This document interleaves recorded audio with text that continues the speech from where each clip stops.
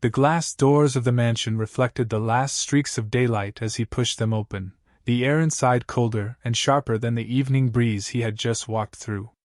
Richard Moreau rarely returned home before midnight, and almost never this early in the week. He had built his life on a rigid schedule: flights, boardrooms, galas, nights and penthouse suites on different continents. But the Zurich board meeting had collapsed under its own politics, leaving him free earlier than expected, and on a whim he had flown home. The driver had been startled when Richard told him to skip the usual hotel stop and head directly to the estate. There was a certain thrill in knowing no one expected him yet. He thought he might find the mansion silent, waiting, almost like catching his own life off guard. But when he stepped into the main hall, he froze. The silence wasn't empty. It carried weight, as if the walls themselves were holding their breath. And then he saw her. Angela stood at the far end of the hall, the faint light from the tall windows washing her face in gold and shadow. She wasn't polishing the banisters, nor folding linens like he usually found her. Instead, she held a small wooden box pressed against her chest. Her fingers clutched it so tightly her knuckles whitened. The moment their eyes met, she flinched. "Mr. Moreau," she whispered, her voice brittle. Richard narrowed his gaze. He had an instinct for weakness, for lies, honed after years of negotiations where one blink too many could cost billions. The box, unfamiliar, not part of his possessions, sparked a slow, burning suspicion in him. "You're home early," she added, her words stumbling over themselves, as though scrambling to cover ground that had already collapsed beneath her. Richard took a step forward, his shoes echoing against marble floors polished that morning. "Clearly. What are you doing?" His voice was clipped, the same tone he used in boardrooms when someone's explanation was already failing before it began. Angela shifted the box, angling it away as if instinctively guarding it. That tiny, almost imperceptible motion deepened his suspicion. In his world, people hid only what they knew would cost them if revealed. "It's nothing," she murmured. "Nothing," Richard repeated, his eyes narrowing further. He stepped closer, his towering frame casting a long shadow across the hall. "Boxes don't appear out of nothing. Where did it come from?" Her lips parted as though she might answer, but then she pressed them into a tight line. The silence stretched, heavy, broken only by the faint hum of the air system. Richard's pulse quickened, not with fear but with a familiar, rising anger. Betrayal. It was the one word that poisoned his veins faster than any insult.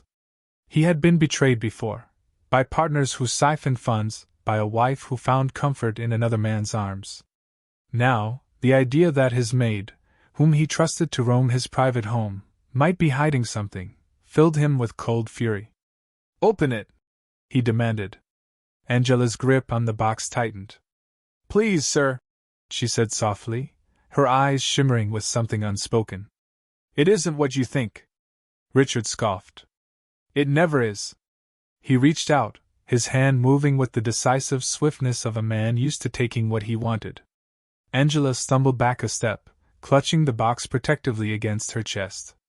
The motion startled him. It wasn't what a thief would do. A thief would drop it, abandon the evidence. She looked less like a criminal and more like someone guarding a piece of herself. "Explain," he barked. Her throat worked as she swallowed. For a brief moment, her eyes flicked downward, as though she was debating whether to surrender the truth. But then her jaw stiffened. She shook her head. "No." The defiance struck him like a blow. No one told Richard Moreau. No. Not the executives groveling for his approval, not the politicians vying for his donations, not even his own son, who lived half a world away and answered his calls in clipped, careful tones. Richard's breath grew heavier. "You forget your place," he warned. Angela raised her chin, though her hands still trembled around the box. "And you forget I'm human," she said quietly. The words hung between them, sharp and unexpected. For the first time in years, Richard found himself speechless in his own home. The mansion, vast and opulent, suddenly felt smaller, the ceiling lower, the walls pressing closer. He saw the box again, the faint glimmer of something metallic inside where the lid hadn't shut properly. He moved closer, drawn like a predator to prey, his eyes locked on the object she refused to reveal. Her chest rose and fell quickly, her breath uneven. "You don't understand," she said again, but this time there was a crack in her voice, a plea hidden beneath the words. Richard reached out once more, slower this time, his fingers brushing the smooth wood of the box. Angela's grip tightened, and for a second they both held it, their strength colliding in silence. He could feel the tension vibrating through her, a desperate energy that didn't match the quiet Maid he thought he knew. With one decisive tug, the box slipped slightly. The lid shifted. A fragment of paper, yellowed with age, peeked out. His heart jolted, not from greed or suspicion this time, but from curiosity sharpened into hunger. He needed to know. Angela's eyes widened in horror as she realized what he saw. "No!" she cried softly, pulling back with sudden force. The box jerked against her chest, but the paper escaped, sliding loose. Time slowed as it fluttered in the air, spinning gently before gravity claimed it. Richard watched, entranced, as the single folded letter drifted downward. His instincts screamed to catch it, to seize the truth before it hit the ground. It landed at his feet. The world fell silent. Richard bent slowly, his movements deliberate, his pulse hammering in his ears. He picked up the letter, feeling the brittle edges, the weight of years in his hand. Angela stood frozen, her face pale, her lips pressed tight as though the very air might betray her. The neat, careful script on the envelope caught his eye. Angela Johnson, scholarship recipient, 1987. The words struck him like a spark in dry tinder. His grip tightened around the letter, his mind suddenly awash with questions he couldn't contain. He lifted his eyes to hers, and for the first time since he walked into the hall, his voice faltered. "What is this?" Angela's silence was louder than any confession. Her body trembled, her eyes glossed with unshed tears. And Richard, the man who never allowed mystery to stand unanswered, realized he had stumbled into one that might unravel him. The box remained clutched against her chest, but the letter in his hand pulsed with secrets she could no longer hide. The truth stood at the edge of revelation, and neither of them could turn back now. His fingers gripped the brittle envelope, but his mind was already unraveling. The name scrawled on the front, Angela Johnson, scholarship recipient, 1987 echoed in his brain like a dissonant chord, something that didn't belong, not here, not now, not in the hands of the woman who dusted his staircases and folded his towels into perfect, quiet triangles. Angela stood still, her breath uneven, chest rising and falling as though she had just run a marathon. Her eyes never left the letter.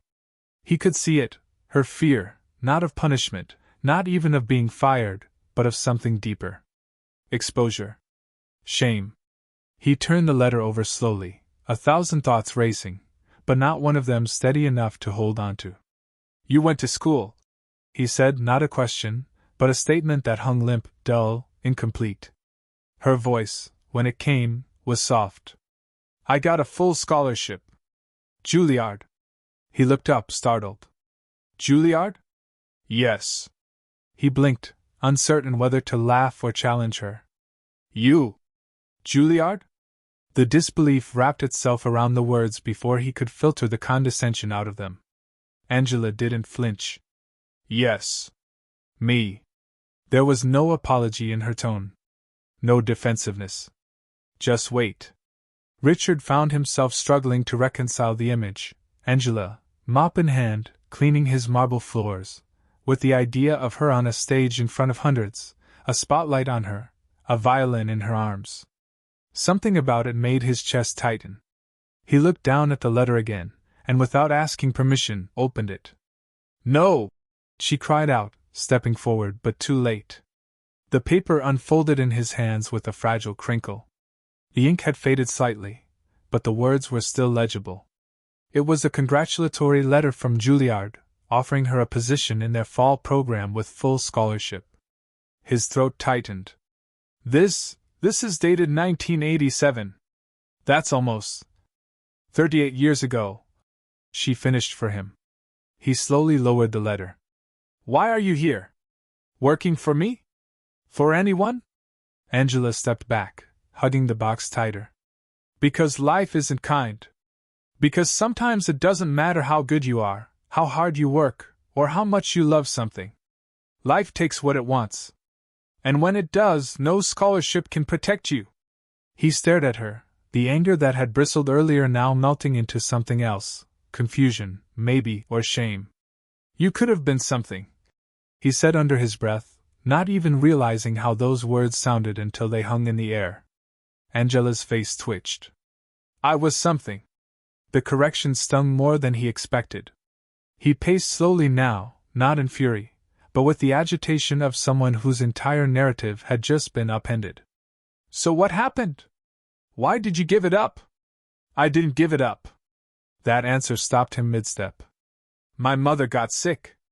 Cancer. I was 17 when I got the letter. She was diagnosed 3 weeks later. I deferred the offer. Thought I'd go the next year. She looked down, her eyes glassy. But she got worse. And then there were bills. Treatments. Hospice. I worked 3 jobs to keep the lights on. Music faded into the background.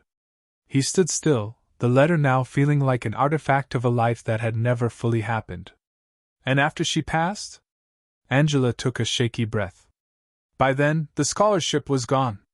I tried to get back in, but the money wasn't there. I sent tapes. I played in church halls, bars, hotel lobbies. But you can't chase dreams when rent is late and your shoes have holes in them. One day I realized I was too tired to keep trying.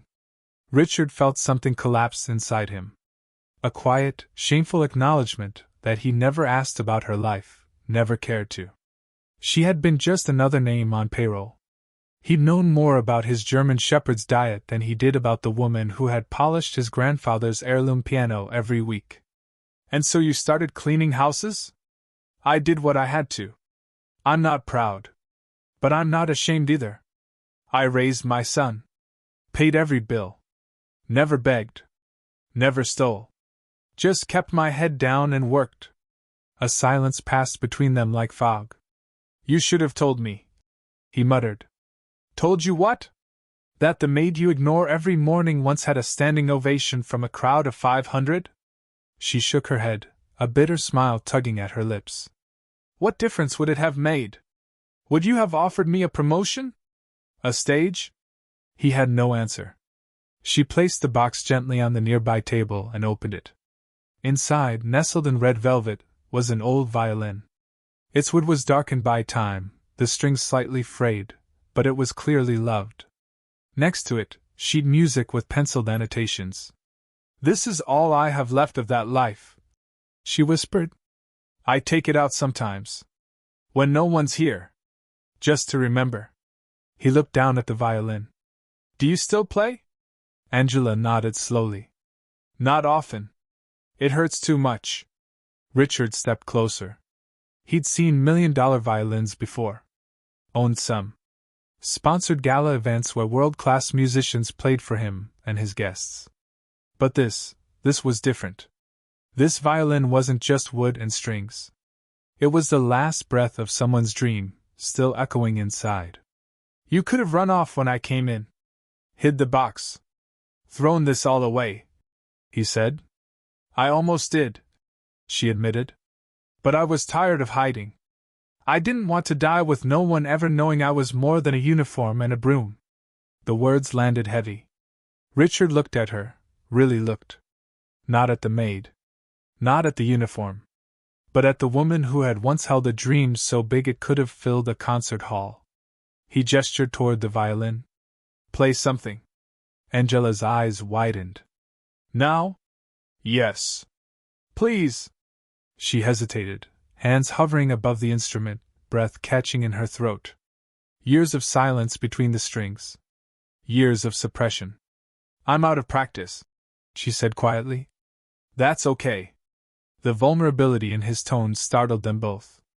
Angela lifted the violin slowly, positioning it under her chin.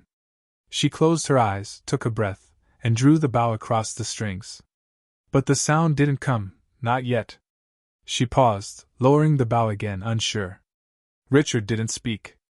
He didn't rush her. She looked at him one last time. Not for approval, but to see if he really meant it. And what she saw, regret, curiosity, maybe even humility, gave her the strength to begin. Her fingers found their place. The bow touched down, and the first trembling note rang out. The first note was hesitant, thin, barely more than a breath across the string. It floated through the massive hall like a ghost, and for a moment, Richard thought it might dissolve into silence. But Angela didn't stop. Her eyes remained closed, her brow furrowed in concentration, and she drew the bow again, longer this time, steadier. The note that followed was fuller, rounder, as though the violin was remembering her just as much as she was remembering it. It was a simple melody at first. Nothing grand. Nothing dramatic. But every note was deliberate. It trembled with something more powerful than technique, something that bypassed perfection and struck at the heart of anyone willing to listen. It wasn't just music. It was grief. Longing. Survival. Decades of being silent, of being overlooked, of hiding herself in the corners of other people's lives.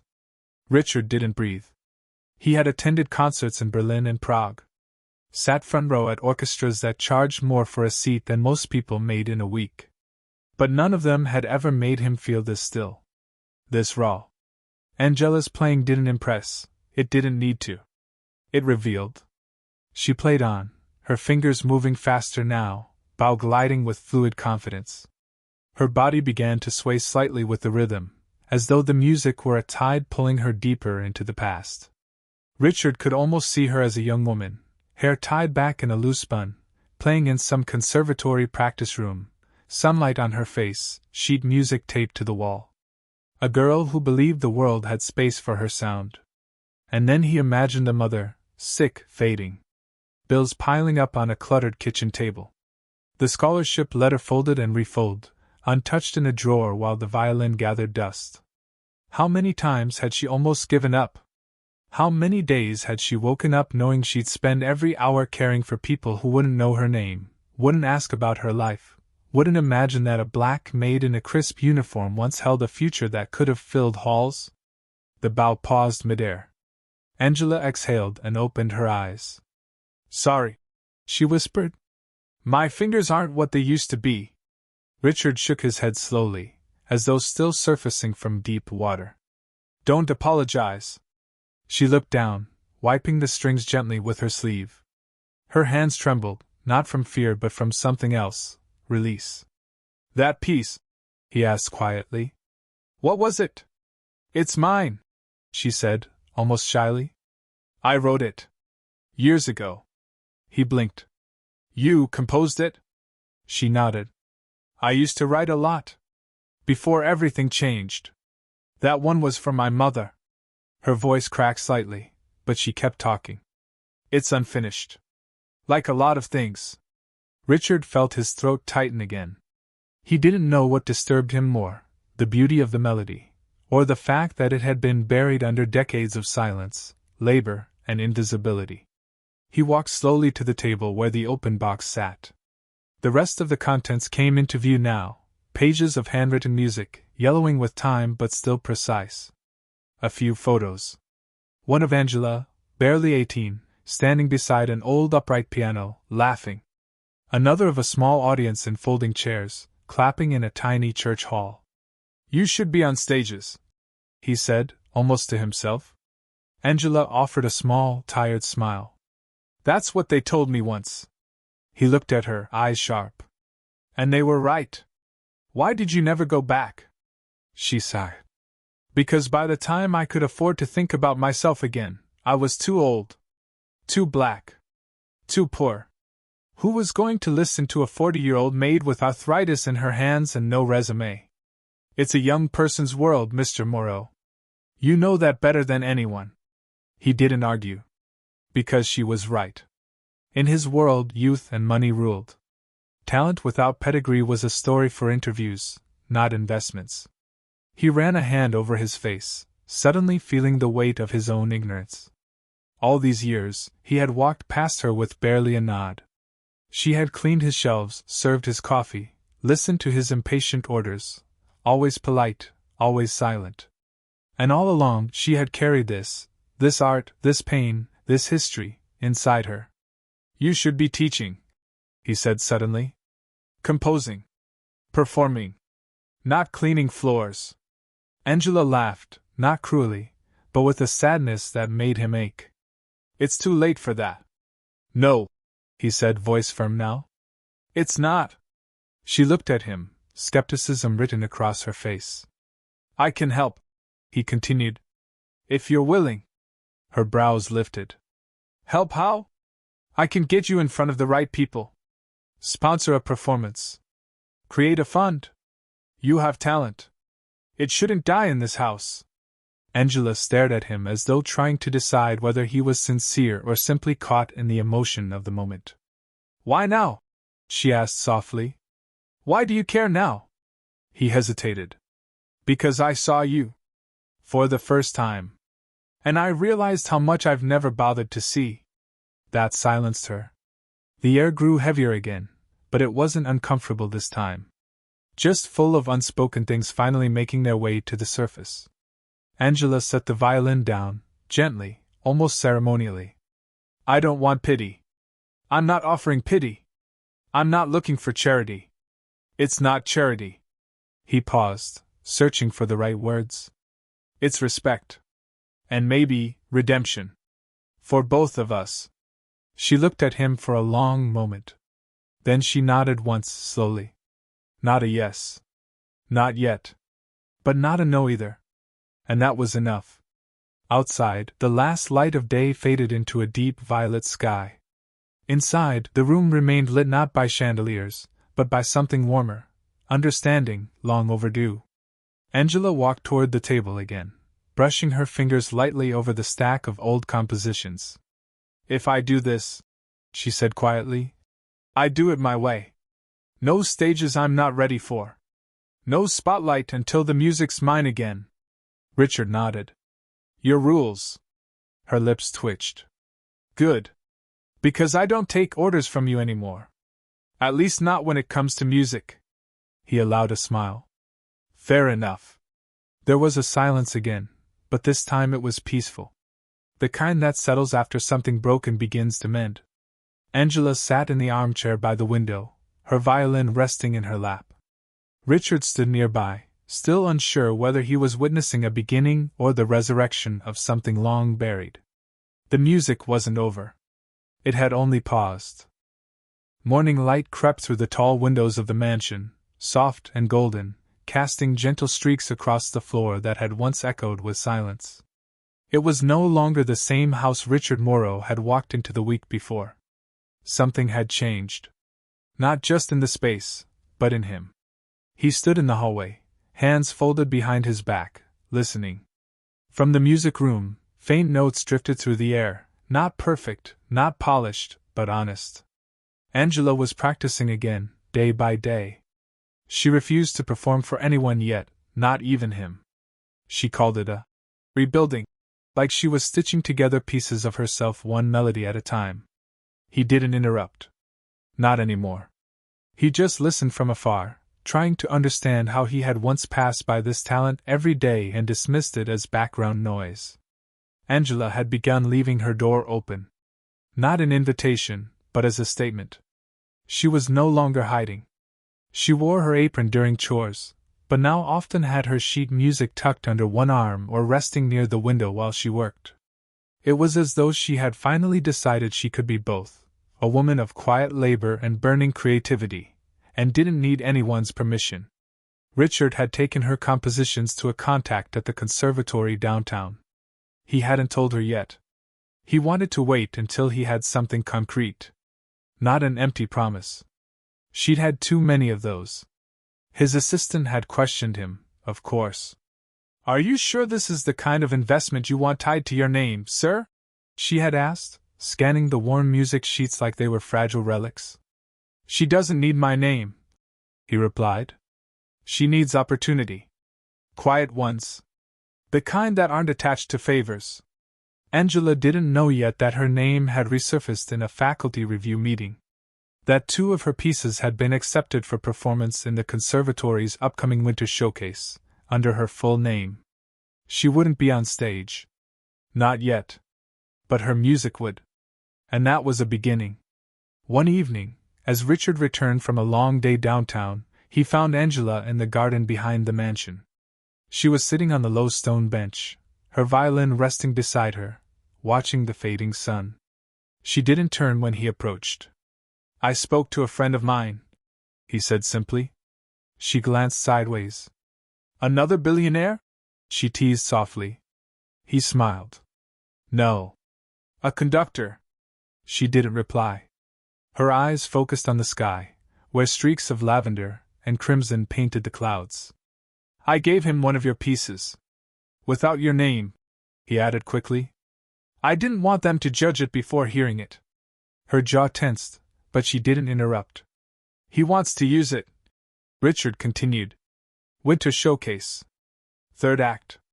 It'll be listed as Angela Johnson, composer." Angela exhaled slowly. Not surprise. Not even gratitude. Just silence, the kind that holds too much emotion for words to contain. "Is that all right?" he asked quietly. She looked at him now. There was something in her expression that he hadn't seen before. Not resistance. Not skepticism. But cautious hope. "You didn't have to do that," she said. "I know. And you're not doing it because you feel guilty?" "I am," he admitted. "But that's not the only reason. I'm doing it because your music deserves to be heard. Not just in this house, not just by me." Angela looked down at her hands. "I thought I had made peace with who I became." "Maybe you did," Richard said. "But you didn't bury who you were. That girl, the one who got the letter in 1987, she never disappeared. She's still here. You've just been keeping her quiet for too long." She looked away again, her eyes misting over. "I'm not asking you to forgive me," he added. "For all the years I never noticed. For treating you like furniture. For assuming you had no story." Angela's voice was low. "You're not the only one who did." "I know," he said. They sat in silence again as the sky dimmed. Somewhere in the distance, wind brushed through the trees, rustling leaves like a gentle audience waiting for the next note. "I'll go," she said finally. "To the showcase?" She nodded. "I won't perform. But I want to hear it. I want to sit in the back and just listen." Richard smiled. "That's all I wanted." She rose, picked up the violin, and paused. "Thank you," she said. "Not for what you did, but for finally seeing me." He nodded. "I think the truth is, I needed to see you. I needed someone to remind me that not everything valuable fits neatly into my version of success." That night, he didn't retreat to his office like usual. He sat near the music room, the doors open, and waited. Angela played again. Not the same melody. Something new. Bolder. No hesitation. Her music filled the mansion, not as background noise, not as an echo from a forgotten past, but as a declaration. A few weeks later, at the conservatory, Richard took a seat in the back row. Angela had slipped in earlier and sat behind a column, hidden in the shadows. She wore no makeup, no grand dress. Just a simple black coat and eyes full of quiet nerves. The hall filled slowly. The audience unaware that the composer of the 3rd act sat among them.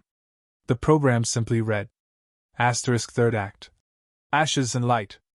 Composer, Angela Johnson asterisk.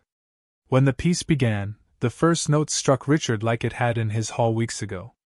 But now, on a stage surrounded by strangers, it became something larger. A room full of people listening, not to her past but to her soul.